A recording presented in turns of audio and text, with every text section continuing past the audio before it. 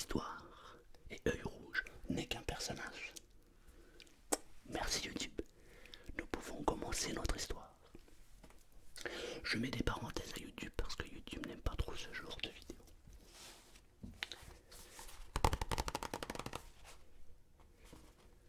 Toujours plus. On en veut toujours plus. Je crois bien que c'est sa phrase préférée. Lui, c'est François. On l'appelle Œil Rouge dans les pays de l'Est. Il y a bien longtemps de cela, il était connu pour être le meilleur dans son domaine. Mais ça, c'est une autre histoire. Alors si vous êtes intéressé, j'ai écrit un livre il y a quelque temps qui s'appelle Arnaque et Sentiments. C'est une histoire d'Œil Rouge, pour ceux que ça intéresse. Mais si je vous parle de ça, c'est parce que la première phrase que François aime, c'est toujours plus. On en veut toujours plus. L'histoire que je vais vous raconter aujourd'hui est basée sur ce principe. Il y a longtemps de cela, quand je dis longtemps, tout est relatif, le temps étant rapide ou moins rapide pour certaines personnes. Dans un village reculé, je ne nommerai pas ce village, car sait-on jamais.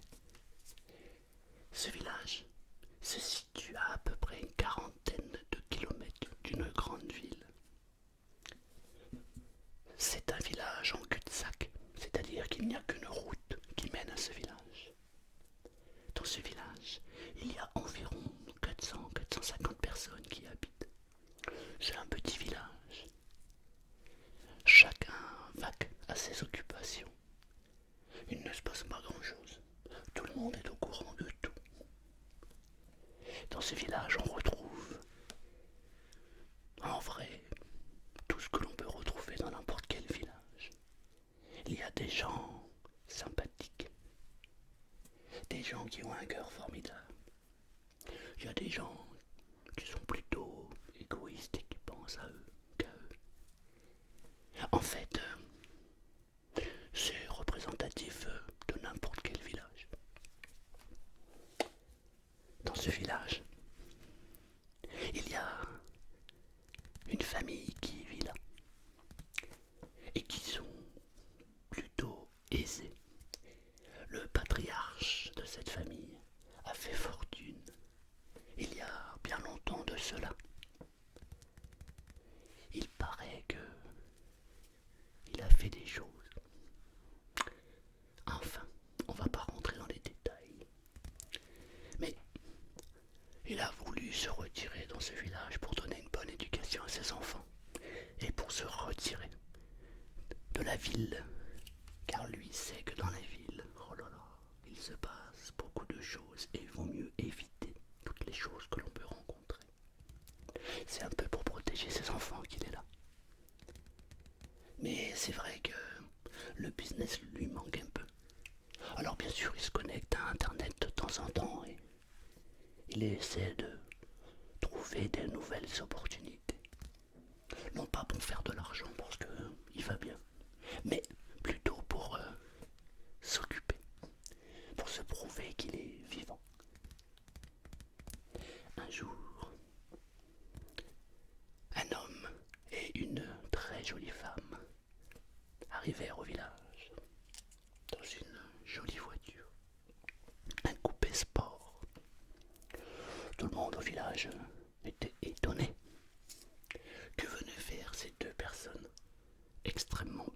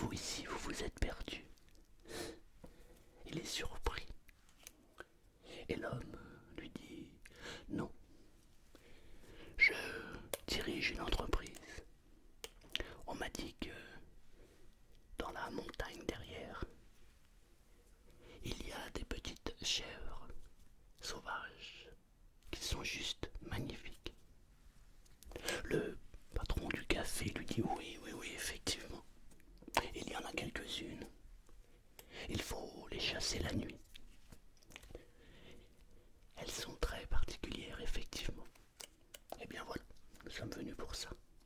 Bon, qu'est-ce que vous voulez faire? Je vais réunir les gens du village et je vous expliquerai ça demain matin. En attendant, nous allons nous reposer. Nous avons fait une longue route pour arriver ici. Le lendemain matin, après une nuit bien apaisante, dans le calme complet, car dans le village il n'y a pas d'avion, il n'y a pas de bruit, il n'y a absolument rien. L'homme et la femme descendent chacun de leur chambre et demandent où est la mairie. On lui montre. Il se dirige à la mairie et dit « J'aimerais faire une annonce, monsieur le maire. Qu'est-ce que vous voulez? J'aimerais réunir les gens du village et faire une annonce. » Vous êtes qui? Après avoir discuté et après s'être présenté, notre homme réussit à convaincre le maire de réunir tout le monde.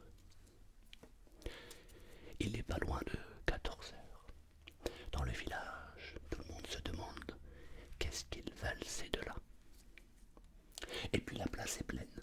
Tout le monde est là. Même les enfants, les vieillards, tout le monde est là. Bonjour messieurs, dames. Bonjour les enfants. Je me présente. Je m'appelle François. François de la Martine. Voici ma secrétaire, ici présente. La charmante dame fait un énorme sourire. Les habitants du village, n'ayant pas vu depuis longtemps de si belles créatures, se mettent à la regarder avec un regard hypnotique. Je suis venu ici car j'ai ouï dire que dans votre montagne juste derrière, il y a des chèvres magnifiques qui ont une particularité. Elles ont un goût unique.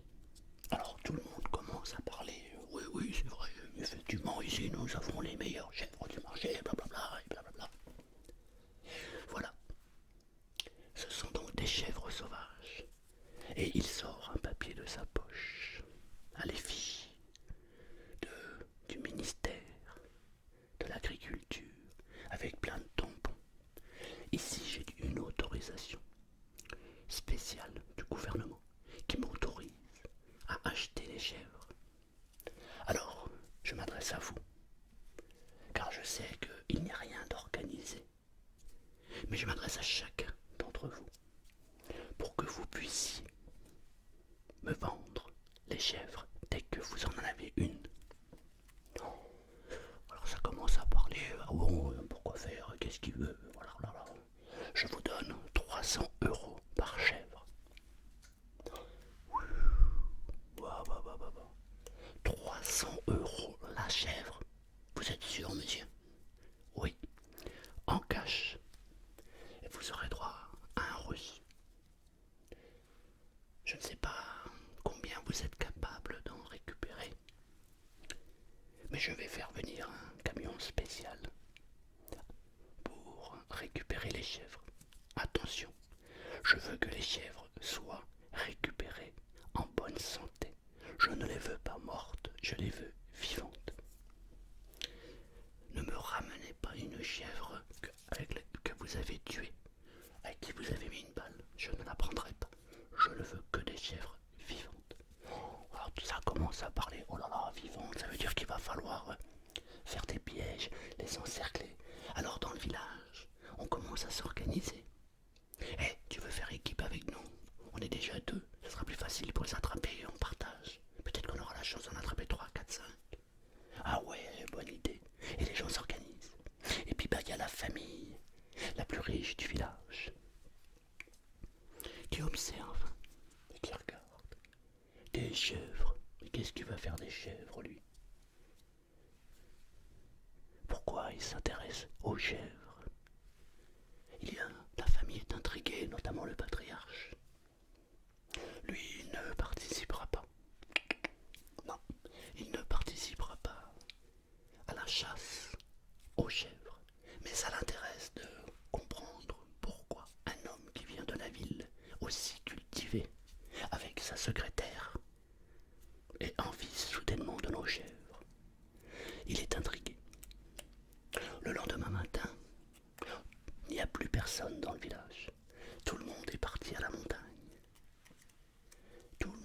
cherche des chèvres. Alors c'est vrai qu'il y a des chèvres, mais il n'y en a pas non plus des milliers. On en trouve quelques-unes.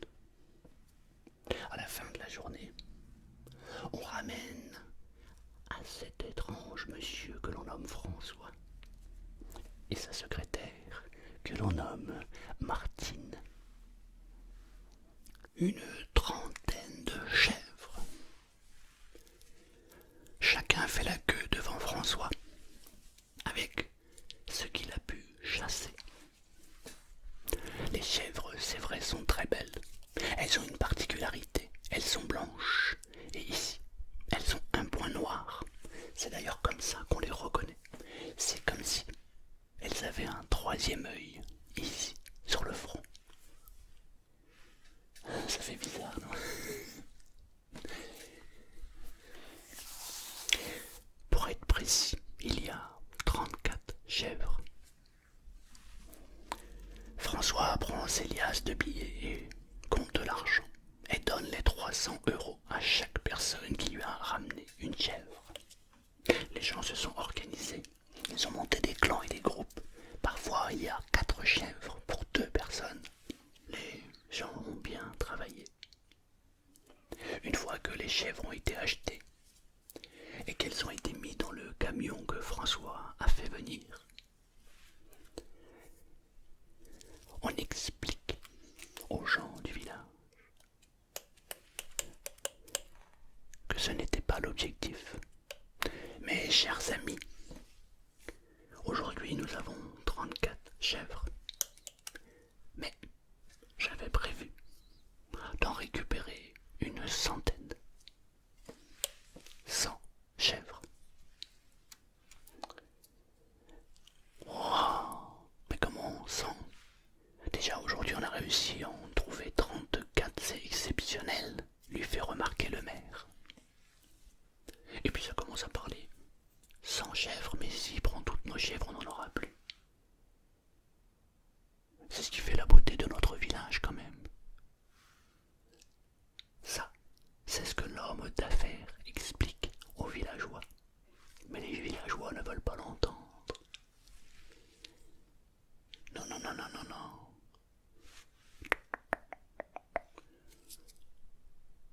Nous, il nous faut un peu de sous.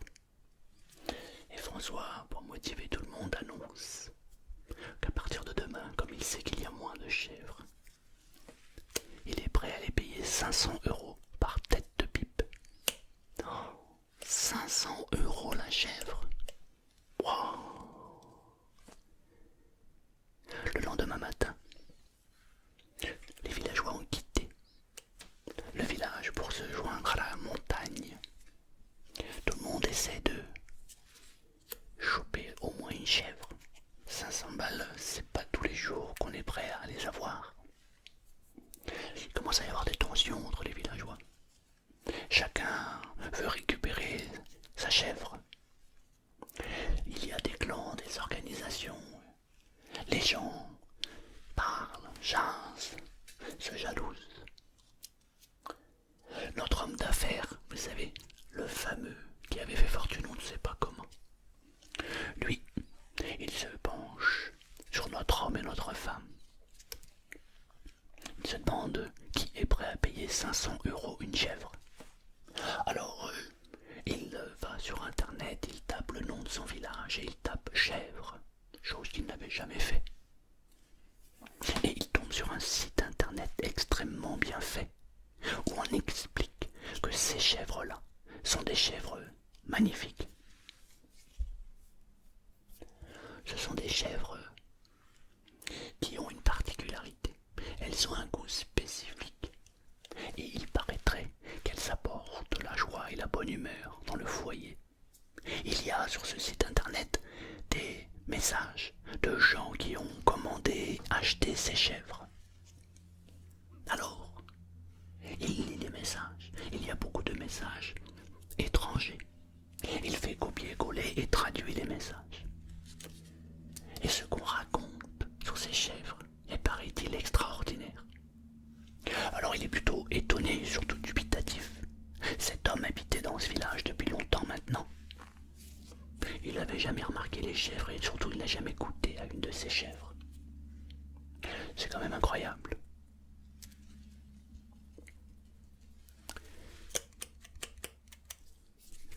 Comment se fait-il que lui, qui habite ici, n'ait jamais vu l'or en barre qui se trouvait dans la forêt en face?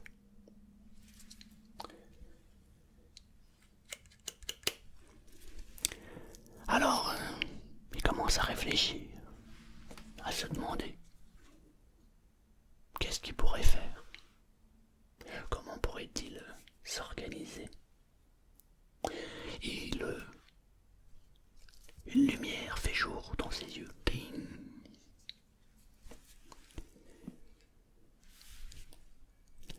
Il regarde le site internet, appuie sur la fiche Contact. Une nouvelle page s'ouvre.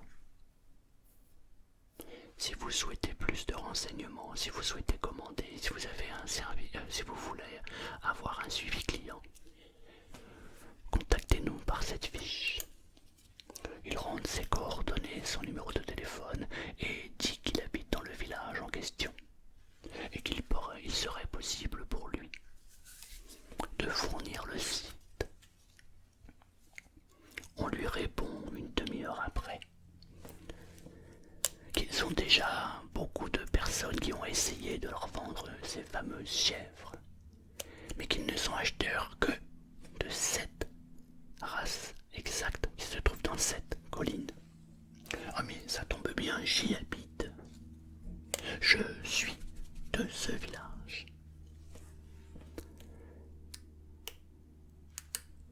Et le site internet demande des preuves.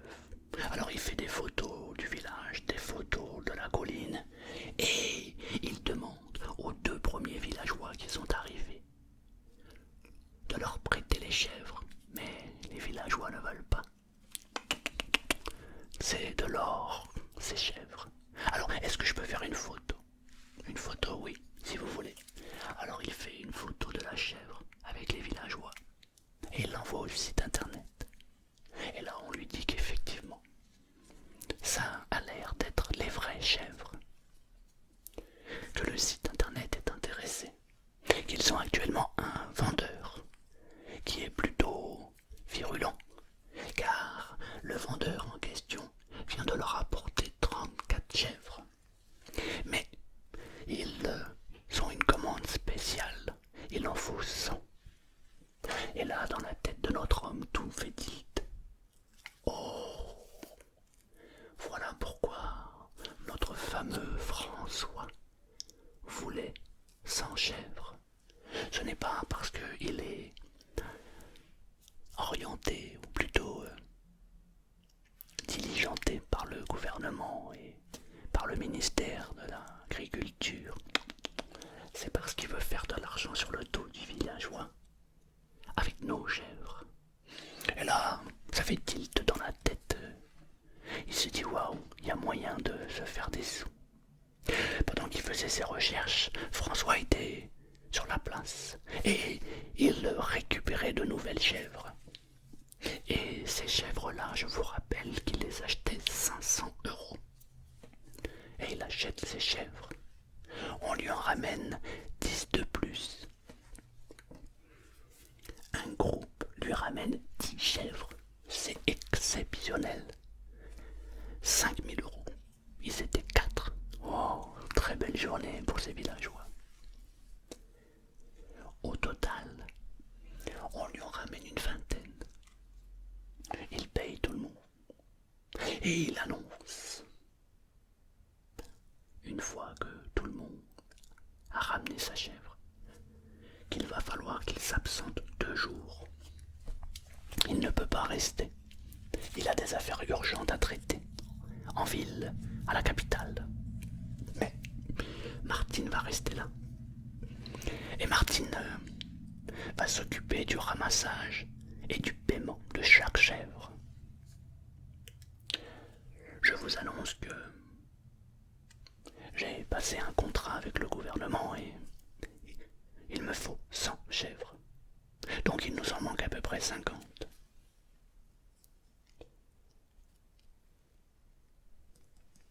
a déjà 50. Les premières, il les a payées 300 € et les dernières 500 €.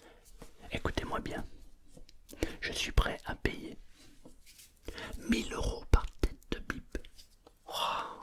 Prendre pas de combat dans le village. 1000 € par tête de pipe. Mais c'est juste incroyable. 1000 €. Wow, c'est pratiquement ce que les gens gagnent en un mois ici dans ce village. Dans la vallée, les gens aussi entendent le bruit que dans le village. On peut prendre 1000 € par tête de pipe. Alors il y a quelques fermes isolées. Mais ce sont plutôt des chasseurs qui ont l'habitude de tirer, alors que là on veut les chèvres vivantes. Qu'est-ce qu'on peut faire? Alors, les villageois s'en vont. Ils attendent même pas le lendemain matin, ils vont aller chasser les chèvres même pendant la nuit. Ça prendra 2 jours s'il le faut, mais chacun veut revenir avec une chèvre. 1000 € par tête de pipe. Impressionnant. Notre homme d'affaires qui a contacté les acheteurs de ces fameuses chèvres est tombé d'accord sur un prix d'achat. Ils sont prêts à acheter chaque chèvre 1600 € pièce. 1600. Et ils sont OK pour un contrat à 100 chèvres. C'est pas dégueulasse. Notre homme d'affaires voit là une très belle opportunité. Même si pour lui, une centaine de chèvres à 1600 €, cela représente 160 000 €. Ce n'est pas non plus exceptionnel pour lui, mais c'est sympathique. Mais on ne crache pas sur autant d'argent, de toute façon. Alors, discrètement, une fois que tout le monde est parti et qu'ils sont prêts à vendre leurs chèvres pour 1000 €, ils contactent chaque villageois qui revient. François est prêt à vous donner 1000 € par chèvre. Moi, je vous en donne 1200. Les villageois n'en reviennent pas. On leur donne 1200 € par chèvre. Alors à chaque fois qu'un villageois arrive, il récupère 1200 €. Ce qui est assez étrange, c'est que il y a beaucoup plus de chèvres que la veille. Il y a maintenant pas loin d'une centaine de chèvres que notre personnage a acheté. Il compte les chèvres. Effectivement, il y en a une centaine. 102 pour être précis. C'est quand même étonnant. La veille, tous les villageois avaient réussi à en récupérer au total en 2 jours une cinquantaine. Et voilà qu'aujourd'hui, il y a une centaine de chèvres. Ce qui est le plus étonnant, c'est qu'à chaque fois qu'il a payé les villageois avaient un petit sourire en coin. Comme s'ils savaient quelque chose qu'ils n'avaient pas le droit de dire. Le lendemain matin, l'homme d'affaires avait fait un enclos dans sa propriété. Et il y avait là 102 chèvres. Il contacte le site internet et leur dit bonjour. Marché conclu. Je ne vous ai pas trouvé 100 chèvres, mais j'en ai trouvé 102. Et il attend une réponse. Martine, elle, est sur la place. On l'appelle d'urgence. Il faut qu'elle aille à la mairie. Elle a un message de monsieur le maire. C'est un télégramme. Bonjour, stop. Ne pouvons plus acheter chèvres. Vous pouvez partir, je vous envoie un chauffeur, merci. Elle arrive sur la place et elle dit « Je viens d'avoir message urgent. Je pense que François a un petit souci. Je ne vais pas pouvoir vous acheter les chèvres aujourd'hui. Ça tombe bien, personne n'a de chèvres à vendre puisqu'elles ont déjà été rachetées. Mais Martine ne le sait pas. À peine avoir lu le message auprès de tout le monde, une voiture avec chauffeur arrive. Elle s'engouffre dedans, elle pose sa valise et la voiture s'en va.